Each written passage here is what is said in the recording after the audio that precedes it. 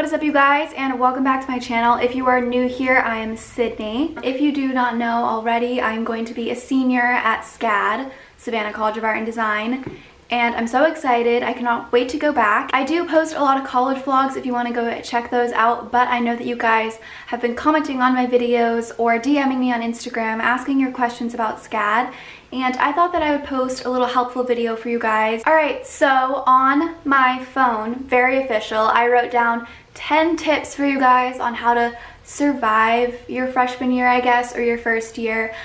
These personally are just things that I wish that I had known, or at least paid more attention to. Who knows, I might have known these things and just chose to ignore them. Let's get started because I've been rambling too long and I'm starting to bore myself. My first tip might sound really obvious and really general, but it's actually so important at SCAD, I find.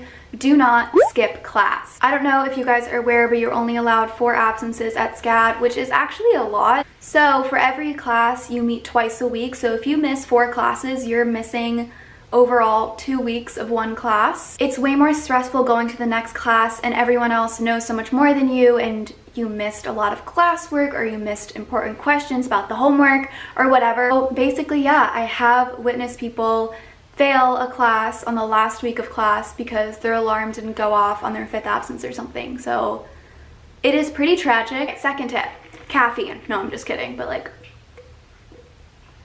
not really. Let's see, second tip is to meet with your advisors / change advisors if you need to. Okay. Yeah. Honestly, as a freshman, I wish that I met with my advisor more because they really help you plan out your entire schedule for your whole 4 years or whatever at SCAD, and they help you plan when you're going to go abroad and what classes you should save for that and electives and all that, which sounds kind of, you know, boring and technical, but it's super important. And I have witnessed people not be able to go abroad or even graduate on time because they didn't have their sequencing all figured out, which honestly leads back to meeting with your advisor and really checking in with them. But the second part of this tip is to change advisors if you need to. I did change my advisor, I guess. I just started seeing a different one that oversees my major and everything. It was nothing personal towards the advisor I was seeing before, but there are just a couple of situations that I really wasn't happy with the feedback I was getting. So I just started to see a new advisor and everything kind of worked out. I'm not saying that you and your advisor have to click or be BFFs. If you keep having situations that frustrate you or don't really seem to work for you, just maybe switch it up and see another advisor, and if that works for you, then great. This tip is less academic, it's more social. Fun stuff, am I right? Number 3 is to, in the beginning, always say yes to plans. Now this is kind of broad, but personally for me, when I went into my freshman year at SCAD, I actually wasn't a super outgoing person in high school. I kind of kept to myself and a few other people. I honestly knew nobody when it came to SCAD, so I really wanted to make it a point to be more outgoing, and then there would just be a higher chance of me meeting friends that I really liked. I think that honestly really helped me grow as a person, because sometimes people go to college where they know a bunch of people and they kind of have that safety net, which is fine, but for me, I really had to start from scratch. So back to the tip, in the beginning, say yes to plans. That doesn't mean, you know, going out there and talking to every person that you see and being crazy, but get crazy, get wild. But, you know, you do you. But it just means, like, whatever your comfort zone is, just going a little bit beyond that and being a little bit more outgoing than that. Fourth tip is that once you have that solid group of friends, to start saying no to plans when you need to and start learning to budget your time. I know that I literally just said to say yes to everything,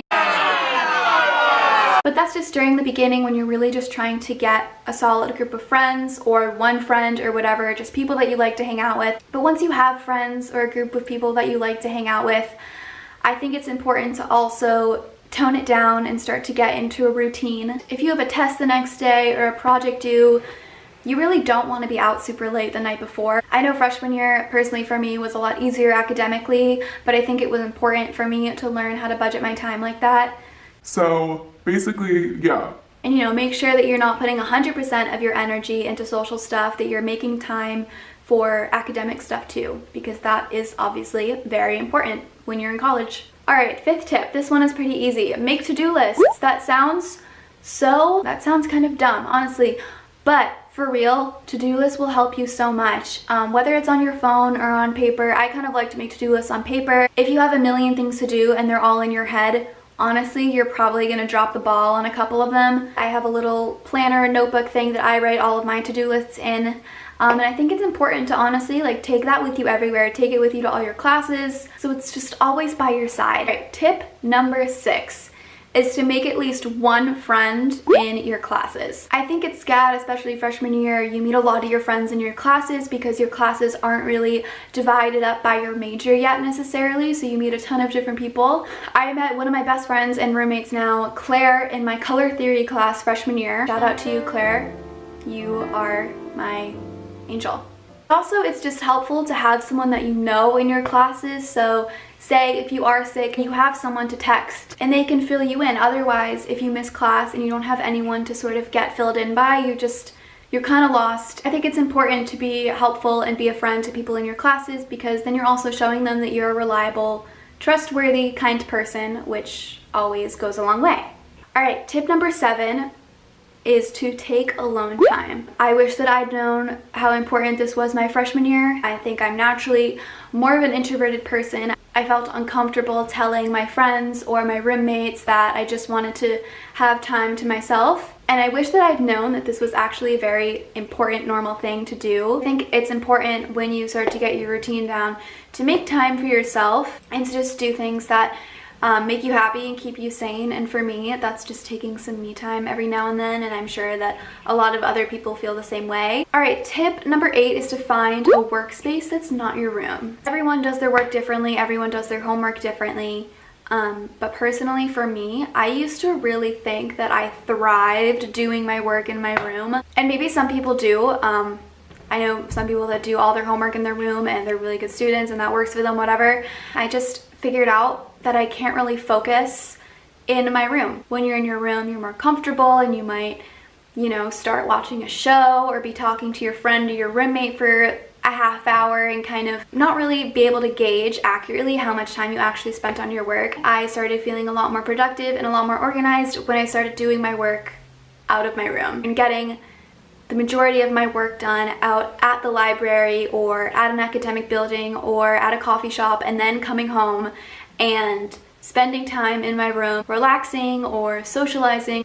Tip number 9 is to seek help if you need it. I guess this is just more from an academic perspective. Sometimes for some reason it's so easy to just not ask for help and kind of suffer in silence. Sometimes you can feel kind of anxious or nervous or scared to ask a professor or even a classmate for help. But honestly, I highly suggest, if you need help, if you're falling behind, if you're confused, even if you're just stressed out, to just seriously ask for help. Every professor has office hours and extra help sessions, and in my experience, always super willing to help you out. And they also really like it when you seek help. Just remember that if you need help and if you're seeking help, to just always be calm and kind and respectful, and 99% of the time you're gonna get the help that you need, in my opinion.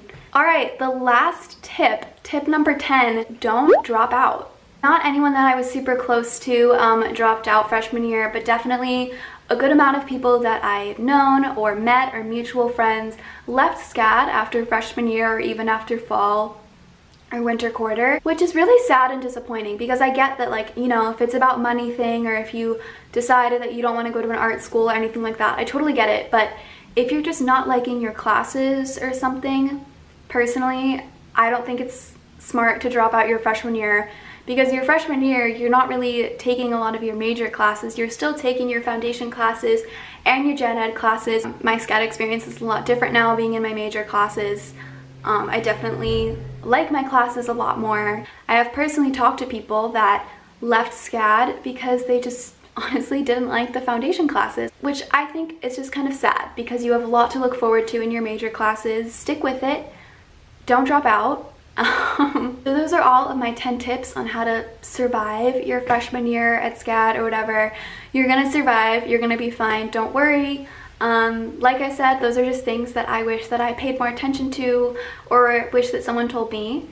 If you guys have more specific questions, please feel free to ask me, comment down below, or you can DM me on Instagram. If you did like this video, please be sure to give it a thumbs up. I would love that. Also, if you're not already subscribed, I would love it so much if you would hit that subscribe button down below. I'm posting a lot more videos this summer. I'm trying to post at least once a week now. I'll see you guys next time. Thank you so much for watching.